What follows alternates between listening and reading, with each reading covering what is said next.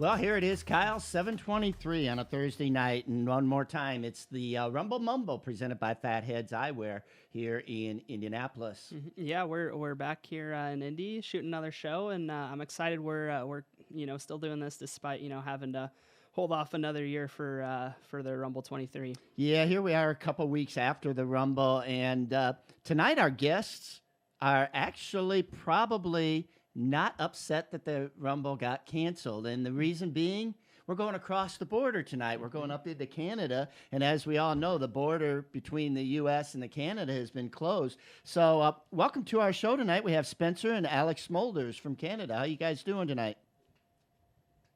Doing good. How about you, Larry? Doing great. Oh, it's just another day in paradise down here. Just frustrated like everybody else. We have to wait now another 12 months before we get to go racing indoors at the Rumble. So tell us what's been going on up in Canada now. You guys still racing up there, or what's happening up there? Everything was put on hold up here up until, I don't know, about June, July-ish. And then race car tracks started opening up, but no go-kart tracks really around us started racing. So we were pretty bored, so we decided to build our own track in our backyard and open it up to the public so we could have some races and start promoting and seeing that side of the racing for once. And getting to see the other side of the fence. And so now you get to see some of the frustrations that maybe I have shared through the years. What's it like? Alex, you're always the quiet one. What did you do at the racetrack? So I became our scorekeeper. So I was up in the tower all the time, doing all the calls, scorekeeping, keeping track of the carts, and that's tough. When they're doing 7 seconds around a track, it's tough to keep track of 12, 14 carts out there. And I mean, yeah, you got to be on your game. I was also doing a lot of the social media work for us, trying to promote our races somewhat to see if we could get some guys from up a little northern way from us to come down. And yeah, so I just kind of was helping out a lot on race day. I'd be up in the tower doing scorekeeping. I've tried scoring one time with Larry, and I promised I'd never do it again.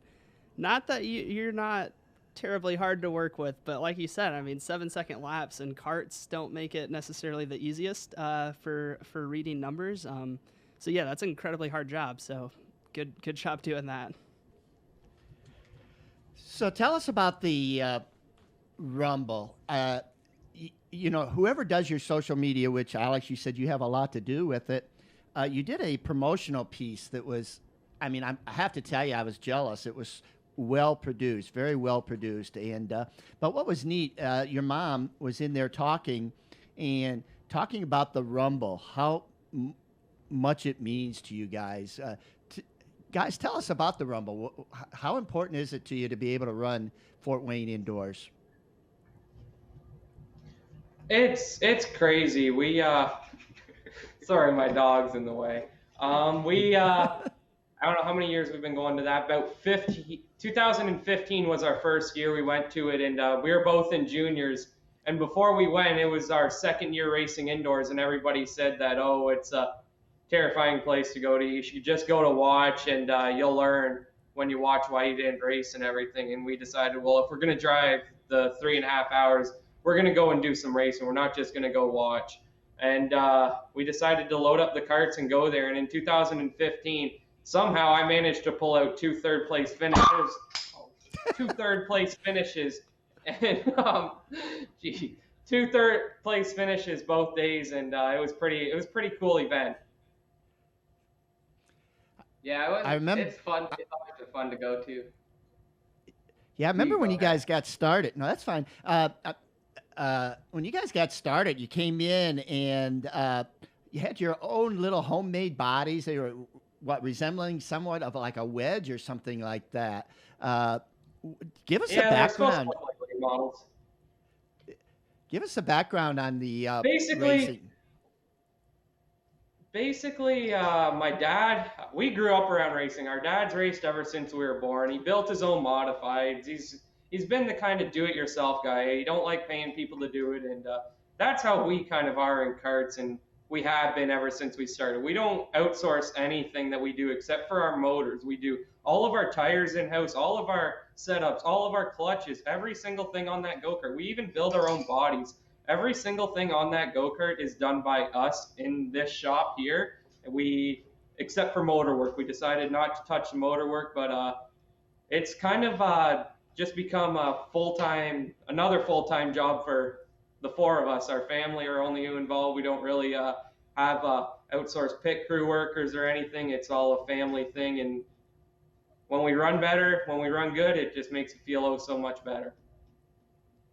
So you said your dad grew up racing modifieds and different kinds of cars, and I see a car behind you guys. What is that? Is that one of your guys' future cars?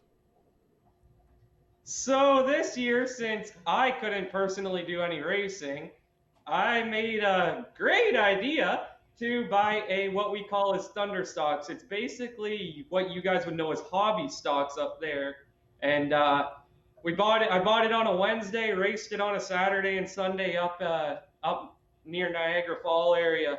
Raced it on a Saturday, Sunday, and now we're starting on it, rebuilding it for next year and making it the best we can. It's been a lot of fun doing that so far too. You know, you hit on something, and we talked to Kevin Williamson a few weeks ago, and how important the family was. And ever since I've known you guys, it's been the family, your mom and dad and the two boys. And that's kind of neat. But what have you given up as far as like school and stuff? Do you not get to go to sports and some of the school activities? Does racing come first and foremost? Yeah, it for sure does. Last year in school, I missed, I think, 23 days last year in the first semester out of 90 days, which is a lot for students. And most of them were always the Fridays, and every time we go racing, we got to take the Friday off because every trip is 3 hours, 4 hours, 5 hours for us, and we'd like to go at least twice a month. And it's tough to keep up with it, but I mean, we were able to do it, and it is a little bit of throwaway, but it's worth it to be racing. The last year I was in high school, I went the whole last semester without being at school a single Friday. That was a year that we went really hard. All year we raced as much as we could, and I went a whole semester not being there all Fridays, and it was tough to stay up in school, but I mean, I kind of like to prioritize racing over schoolwork. I know other people don't agree with that, but it was a lot of fun, and it's definitely made some crazy memories. Yeah, growing up, I mean, I was kind of on the flip end of that. In my eyes, racing was priority number one, but, you know, my parents didn't think quite as much, you know, so probably school and then racing, maybe a few things in between. But so, yeah, definitely take advantage of that, missing school and going to get to racetracks and stuff. But Alex, you have to brag a little bit. You talk about missing school, but you still get all the honors, and you're kind of like the whiz kid. Yeah, I always make sure to if it's getting marked, I'll make sure it gets into the teacher. But yeah, I try to do my best, get most of it done, and sometimes it works out for me, other times it don't. But I do end up doing pretty good in school most of the time. I'm kind of different than that. Through my whole high school career, I kind of showed up just to say I was there. I passed every class. I never failed a single class. But I mean, he tries to make the best out of every situation. If I'm in a situation that I don't agree with, I let the people know who are in it and that I don't agree with it. And sometimes that don't go well, but I'm not one to just sit back and do it. I like to speak up. Yeah, I've kind of noticed that through the years. Alex is the quiet one. What happens, happens. And Spencer's a little bit more of the vocal and demonstrative type. I'm really curious now. Has he ever disagreed with you, Larry? I don't know. Guys, have you ever disagreed with me? You could answer that, Larry. I know it's been a couple of times. Ever since we started. Junior, like 2 days, I disagreed with you. Well, let me ask you this, guys. Well, Alex was up in the tower, so I saw you in the video out on the track. Have you ever thrown any Larry temper tantrums out there with the racers? I guess. Yeah, a couple times.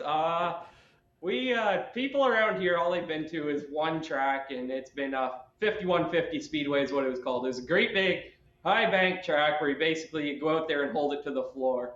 And then we just introduced this bull ring type racing to them where they got to lift, they got to brake to get through the corners, and they got to stay off of each other. And I hate to say it, but it was like beating my head off the wall, man. A lot of times it was frustrating, but in the end, I'm just trying to make them better racers. But some of them don't understand that, and I understand where Larry comes from now. It's tough.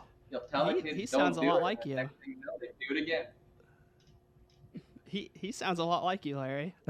Well,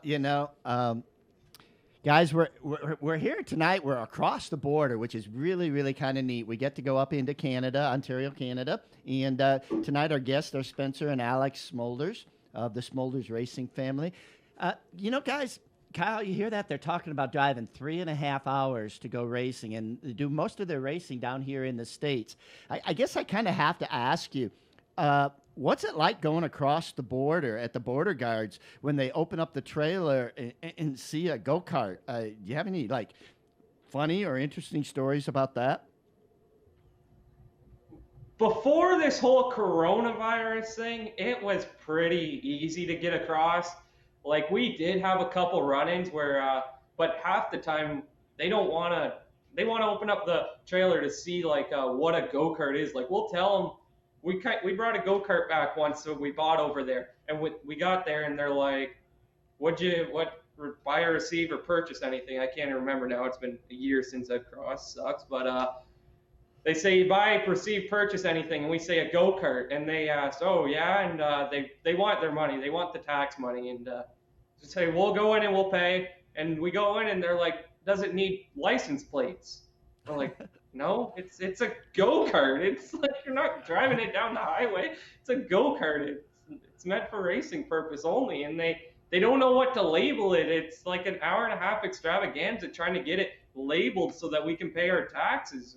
It's sometimes they open up the border or open up the trailer and the guy's like, ooh, that's really cool. What's that? And we had some guy who was tapping on the lead, and the lead on the cart, and he says, what's in that? And we're like, it's just solid lead, like nothing too fancy here, guys. And then usually, as long as you don't lie to them, it's pretty easy to get across and all that. You just don't lie to them because you got no reason to, and they'll open it up once in a while, look through, make sure nothing suspicious is coming in, and wave you along. So driving that far, and I think you mentioned, there's really only one big track around you guys. Like, is go-kart racing just not that popular up there? There's about, I want to say there's about 100 carts around, but there's only about 60 or 50 or so that come out, and we only got, for us, there's one track that's about 15 minutes away from our house, and it closed down at the end of this year. I guess it was about August they shut down when we announced we were opening up, and that was the only track around here. But then if you go up north towards Niagara Falls area, there's a couple of go-kart tracks, but I think they have the same problem around here. There's a lot of them around. There's just not many people who want to race, and it's just tough to draw them out. So Spencer has a victory at the Rumble, correct? Yes. And how Alex cool was does. that to be the first? Alex, sorry. Oh, Alex does? yeah. Okay, Alex, okay. How cool was that, Alex, to pick up a win at the Rumble? Yeah, it was awesome. The first one, I actually got two there. One was in 2017 was the first one, and then another one in 2018. And they're both just as cool. The first one just as cool as the second. And probably the coolest part was seeing my dad come running across the racetrack after the win. And it was just going there for 5 years and finally being able to get it on the third year there, and going from the first year we went there, I think I only made the Saturday night show. I didn't even make the show the Friday night. And then going there that first year, not making both shows, going second year, probably finishing like 5th or 6th, something, and going the next year and having a chance to win both nights was really amazing for us. So, Spencer, you're behind 2-0. When are you going to get that W? Sometimes I like to blame it on the flagman there. He could cause some havoc. Spoken like a No, true I'm hoping. driver. I'm just kidding, Larry. I'm hoping it's gonna come along here pretty soon. I mean, the last few years we've been trying a lot of things on me. The last few years, like because I said we got to learn all ourselves. We get help around. Oh, the go-karting community is awesome. They always offer a hand to help, or we can go to anyone and ask them for setup. But we want to learn a lot on our own, so we start experimenting and that's what we've been doing the last few years. Last year, we went real hard and we tried just sticking to the stuff we knew, and it showed at the end. I was definitely there. It just ran out of time. Sometimes I ran out of talent, but it's all a learning curve, and I'm hoping that comes pretty soon. Well, you guys both started out in the junior class, and then you're one of the few that have been able to bump up into the senior class. What was it like, either one of you, as far as like the transition from running with the junior class up into the senior class? It was night and day. It honestly, at first it sucked, like because I went from finishing all year in junior 3, never finished out of the top 3 every time I raced, to barely making a show, and it was just insanely hard. It was way different, and by the time Alex moved up, we already had a lot of that stuff figured out, what we needed to do in the adults, so it wasn't as hard on him. But when I first moved up, it was crazy. I couldn't believe it. I thought I was almost on top of the world there in juniors, and then I moved up and started struggling, and like, oh, this sucks. So what's that like running against your brother? On the same track. Do you guys ever get into it, either on the track or maybe in the pits? Maybe some disagreements. Yeah, all the time. We've even when we were on juniors, when we were about 8 years old, 9 years old, we'd be arguing with each other off the track. We never wrecked each other on track on purpose, but there was times when we'd for sure get in arguments off the track. Oh, you wrecked me, you tried wrecking me, you tried stopping me. It was an occurrence if we didn't go weekend without accusing each other of doing something to screw with the other.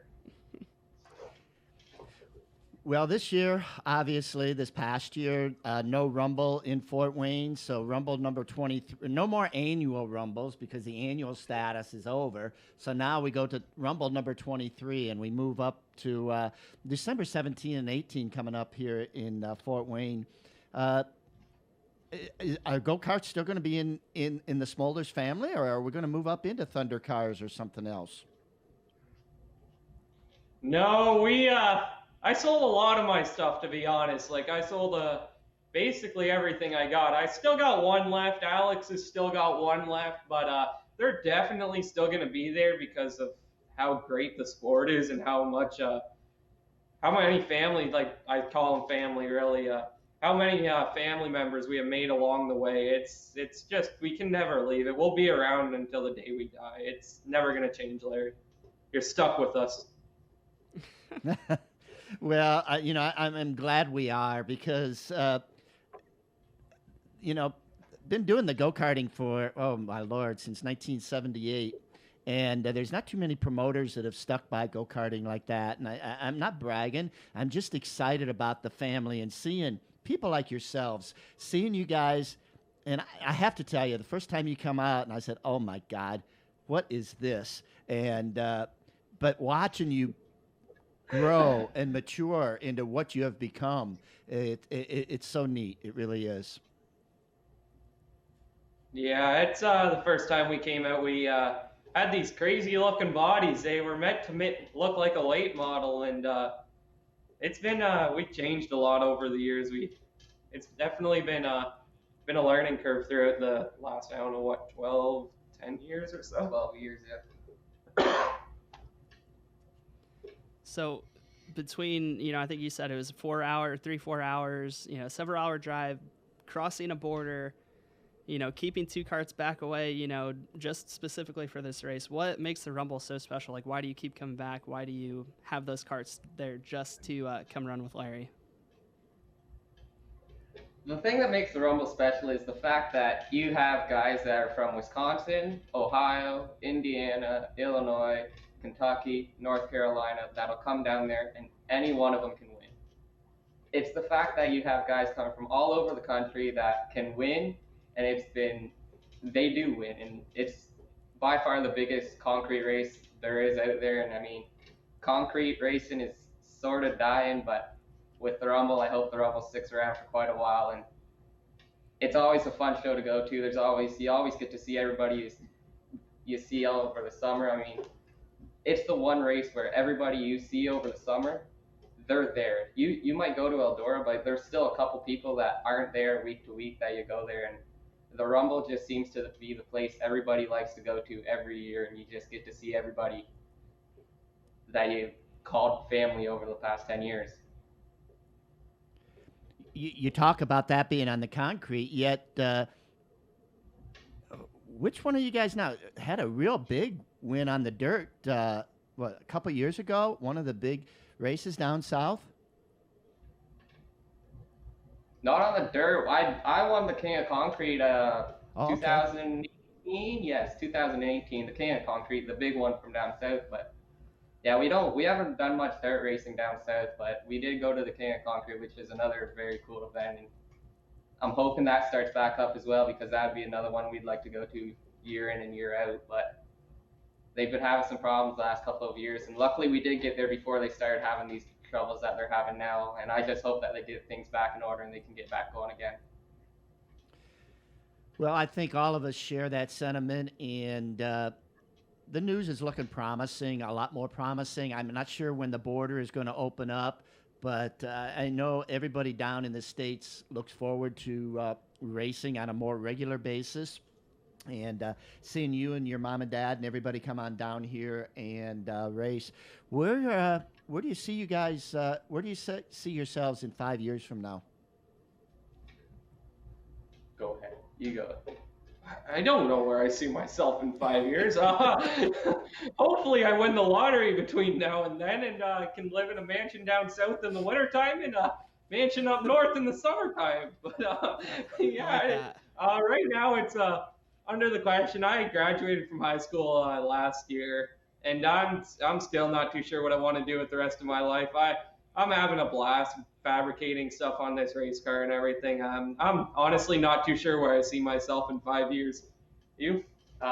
Yeah, I'm in grade 12 high school right now, and I'm planning on going to university next year. So that covers my next 4 years of my life. Probably is going to be in school still in university, and after that, I have no clue what I'll be doing. I hope I'll probably still be racing cars here and there, and I'll still be racing something. I'm just not sure if it'll be karts year round. Karts will for sure be in the picture throughout the winter time, but summertime, who knows what'll happen. All right, we're going to have to wrap this up. Geez, Kyle, we get talking to these guys. It's like we could talk for hours, but we kind of have like a 23, 25-minute window. And tonight we got to really see the candid side and the fun side of Spencer and Alex Smolders from up in Ontario, Canada. Guys, we really thank you for coming on board tonight, and we wish you well on your go-kart track, and hope that continues well for you, and we'll hopefully see you this summer, and then if not, we definitely will see you next December back in Fort Wayne, Indiana. Awesome. Sounds good, Larry. We hope that border opens up real soon. We're missing crossing over there. We're missing your guys' food. Your milk and your bread is to die for, and we just can't get that up here. We're praying that border opens up, and we miss getting out there and racing with all of our family over there. All right, Kyle, with that's going to be a hard one to top. But with that, we're going to have to close it out here tonight from the Fatheadz Eyewear Studio. Again, a big thanks out to Rico Elmore and Carl Prentice for everything that they do for us and providing us with this studio and the opportunity to meet our guests. So. Yeah, I think we should celebrate with a nice glass of milk now. Yeah, and a loaf of bread.